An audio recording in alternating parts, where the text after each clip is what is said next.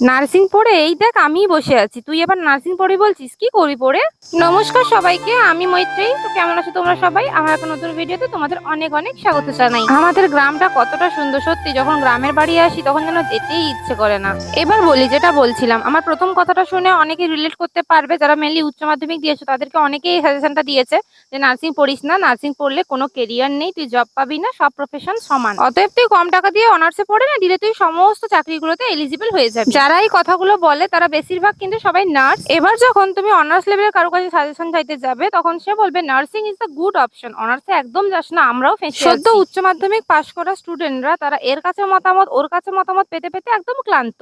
অনার্সের বিষয়টা আমি বলতে পারবো না, কারণ আমি ওই লেভেলের নই। আমি বলবো অ্যাজ আ নার্স হিসেবে আশা করি এটা তোমাদের অনেকটাই হেল্প করবে। শুধুমাত্র জব পাওয়া যাবে এই হিসেবে যদি তুমি নার্সিং এ যাও, তুমি একদমই ওটাতে যেও না। আমি বলবো একদমই যেও না, কারণ তুমি কখনোই শান্তি পাবে না। এবার যদি নার্সিংটাকে তুমি ভালো বেসে চুজ করো, ইউ শুড গো, তোমাকে কেউ আটকাতে পারবে না। দেখবে তুমি তোমার ক্যারিয়ারে ঠিকই সাকসেসফুল হয়ে যাবে। কেন বললাম যে শুধুমাত্র জব পাওয়ার জন্য নার্সিং এ যেতে না, তার কারণগুলো আমি তোমাদের এক্সপ্লেন করছি। তার প্রথম কারণ হলো কন্টামিনেশন। অনেকের হাতে ব্লাড পড়ে গেলে খুব ভয় করে, আমি নার্সিং প্রফেশনে থেকে দেখেছি। সিক্রেশন ক্লিন করতে অনেকে ঘৃণা বোধ করে। এবার আইসিইউ সিসিইউ এগুলোতে কিন্তু ডাইপারও চেঞ্জ করতে হয়। তো তোমার যদি এগুলোতে প্রবলেম থাকে, তুমি বলো ইন্টারেস্ট ছাড়া তুমি কি কখনোই এই জবটাতে মজা পাবে না, তোমার করতে ইচ্ছে করবে? নার্সিং মানে কিন্তু সো কল ইনজেকশন দেওয়া আর মেডিসিন খাইয়ে দিলেই হয় না, অনেক রেসপন্সিবিলিটিস। প্রতিটা পেশেন্টকে নিখুঁত করে দেখতে লাগে, কারোর যাতে কোনো অসুবিধা না হয়। ওয়ার্ডে প্রত্যেকটা জিনিস তোমাকেই প্রথম নোটিস করতে হবে। কে করবে না করবে এভাবে তুমি কিন্তু ফেলে রাখতে পারবে না। এবার ধরো দেখছো কোনো পেশেন্টের মুখ থেকে লালা বা কফ বেরোচ্ছে, তো তোমার কি মনে হচ্ছে ওটা গিয়ে ওয়ার্ড বয় বা ওয়ার্ড গার্ল করবে?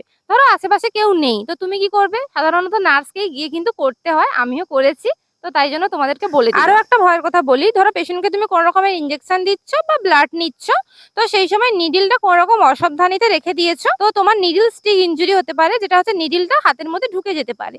তো তোমার এটা সাধারণ মনে হতে পারে, যদিও তুমি এখনো নার্সিং এ যাওনি, কিন্তু এটা খুব মানে বাজে একটা জিনিস, যেটা একদমই হওয়া উচিত না। হলে সঙ্গে সঙ্গে তোমাকে কোন রকম মেডিকেল প্রিকশন লাগবেই লাগবে। এবার হ্যাঁ, এটা পেশেন্টের উপর ভ্যারি করে, কোন পেশেন্টের নিডিল তোমার হাতে ঢুকেছে তার উপর ডিপেন্ড করছে। অনেকেই ভাবতে পারে যে পেশেন্টের কেয়ার করার সময় আমার যদি কিছু হয় তার পুরোপুরি রেসপন্সিবিলিটি হসপিটাল নিয়ে নেবে। হ্যাঁ, হসপিটাল অবশ্যই নেবে, কিন্তু তোমার রেসপন্সিবিলিটি এট ফার্স্ট তোমার। মানে তোমার কিছু একটা প্রবলেম হয়েছে, তোমাকে গিয়ে সেটা জানাতে হবে।